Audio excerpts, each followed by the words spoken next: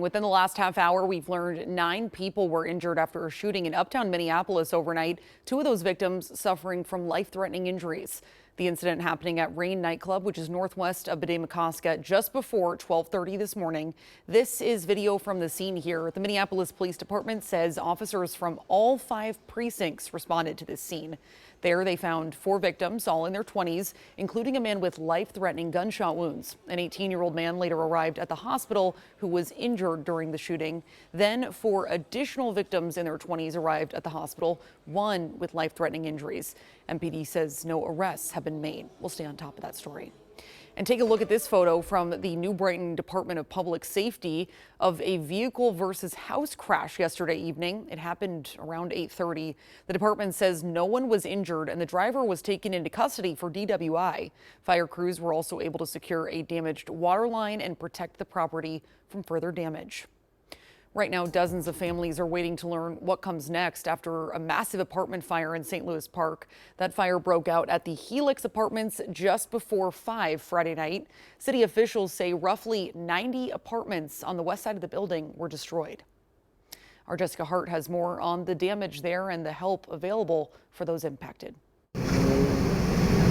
An apartment fire off of Highway 7 and you just jump in. brought out the heart of St. Louis Park. We can only do what we can do with whatever means we have, and for me it was just collecting water and checking in on my neighbors to make sure they're okay.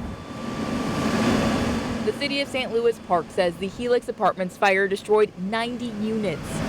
Friday, crews worked to smother the flames. Saturday, fire crews rushed back to put out a hot spot. From the ground, you see remnants of destruction. From the sky, you can see the charred path the fire took. But for some who live here, this fire took everything. We've had so many donations and so many people come through. So people like Allison Robbins are trying to give something back. Last night when we got word of the fire, a bunch of people came down just to pass out water. And now they're passing out much more. It's so amazing to see how people really care about each other and come through for each other. None of the people organizing this are part of an organization. They're just people with heart. I'm just doing this as a community member, yeah. I mean, this is just incredible. Organizers tell us the biggest need right now is finding a place for people to stay. The Red Cross says they're in the process of opening a shelter. And if you would like to make a financial contribution or drop off food, water, or clothes, teams will be collecting those donations today near the intersection of Walker Street and 37th.